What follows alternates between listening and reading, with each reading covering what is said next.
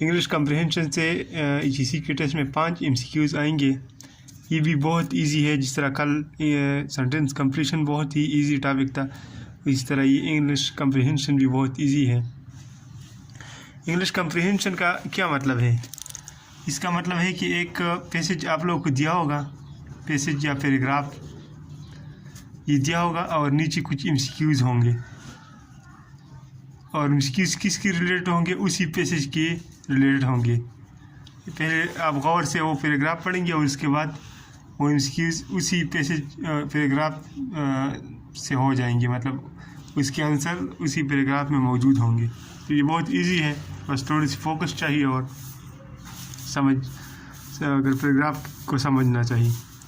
तो मैं आप लोगों को पहले एक पैराग्राफ खुद करवाता हूँ पैसेज, और एक पैसेज आप लोगों को मैं होमवर्क दूंगा। उसमें आप लोगों ने इसमें जितनी ज़्यादा प्रैक्टिस करोगे उतनी ज़्यादा फिर अच्छा होगा, क्योंकि प्रैक्टिस से ये इंग्लिश कम्प्रिहेंशन ज़्यादा अच्छा हो जाता है। तो पहले पैसेज को देख लीजिए, मैंने लिख भी लिया है पहले। देखिए, genetic variation is the corner stone of evolution. ये पैराग्राफ के पहले सेंटेंस से ही पता चल रहा है कि ये किस बारे में होगा। ये ओवरऑल ये जो पैसेज है ये किस बारे में होगा? जेनेटिक वेरिएशन, एवोल्यूशन, ये साफ पता चल रहा है कि ये एवोल्यूशन और जेनेटिक वेरिएशन के बारे में कुछ होगा। तो ये आप पहले तो आपने ये नोट करना है कि ये पैराग्राफ जो दिया हुआ है ये किस बारे में है, इसका जो ऑथर है वो क्या कहना चाहता है, किस बारे में। तो genetic variation is the corner stone of evolution without which there can be no natural selection. वो कहते हैं कि जेनेटिक वेरिएशन एक इम्पॉर्टेंट चीज़ है एवोल्यूशन के लिए, without which there can be no natural selection, and so allow genetic diversity decreases the ability of a species to survive and reproduce। समझना इसको बहुत ज़रूरी है, क्योंकि समझने के बगैर फिर MCQs भी नहीं हो सकते। No natural selection is a species to survive। 2 centuries ago, the black rhinoceros, which roamed much of sub-Saharan Africa, had 64 different lineages, but today only 20 of these lineages remain। वो कहते हैं कि ये ब्लैक राइनोसियर है, ये इसकी कितनी पहले 64 लिनिएजेस थी सब सहारन में, और अब कितने रह गए हैं? 20, सिर्फ 20।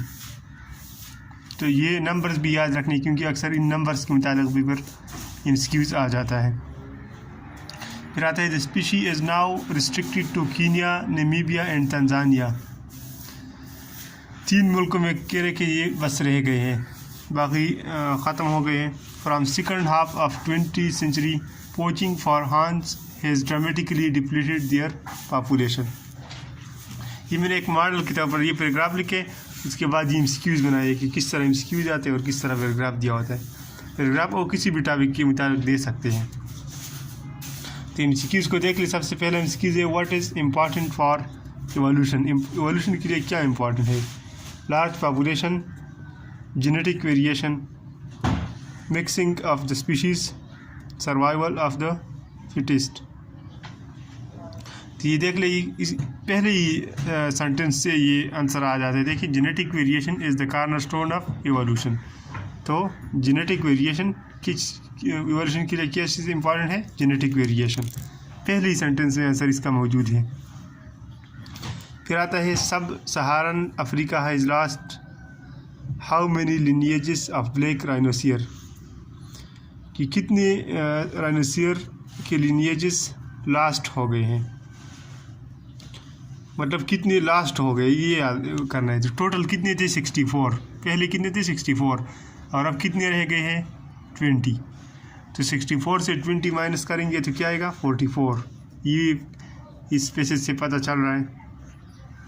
तो उसके बाद genetically black rhinoceros have been lost in all of the following countries except, कह रहे कि सारी कंट्रीज़ में इसकी पॉपुलेशन ख़त्म हो गई है, सिर्फ एक कंट्री में, नीचे दी गई कंट्रीज़ में एक कंट्री होगी जिसमें बाकी है। तो ये हमने कहाँ पढ़ा था? ये देखिए, species is now restricted to Kenya, Namibia and Tanzania.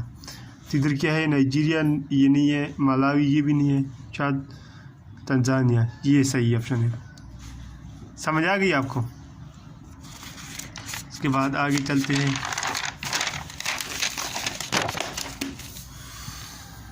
From second half of 20th century what has caused a dramatic fall in black rhinoceros? ये हमने कहाँ पढ़ा है?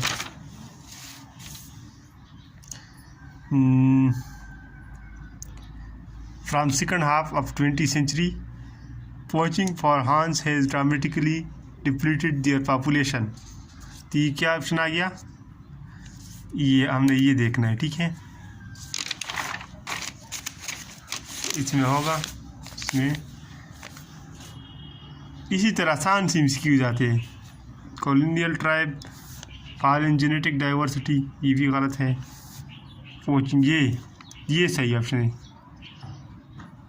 अब फॉर एग्जांपल आप लोग को किसी वर्ड का मीनिंग भी नहीं पता कि इसका क्या मतलब है, लेकिन फिर भी आंसर तो पता चल जाता है ना कि आंसर क्या है। मीनिंग बेशक ना पता हो, लेकिन इधर सिंपल लिखा होता है जैसे poaching for horns has dramatically depleted, बस मीनिंग भी ना पता हो, लेकिन पैराग्राफ से पता चल जाता है आंसर का। इसलिए आप लोगों ने इस बारे में परेशान नहीं होना।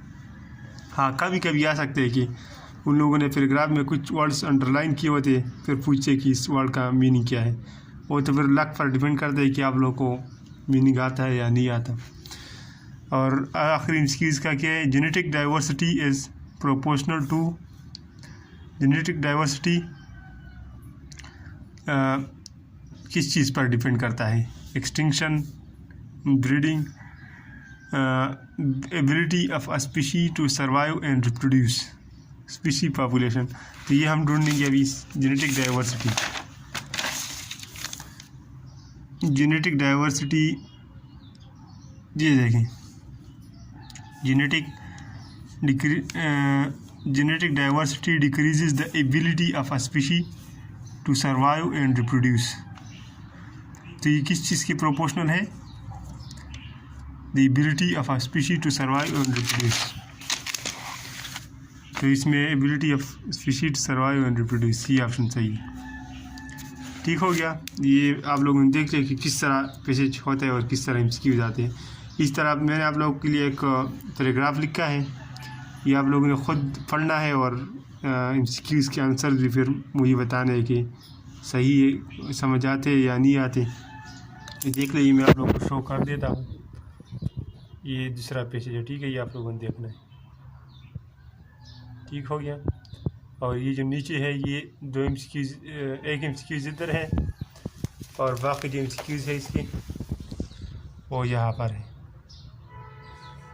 इसमें अगर कुछ समझ नहीं आता तो फिर मुझे बताना है।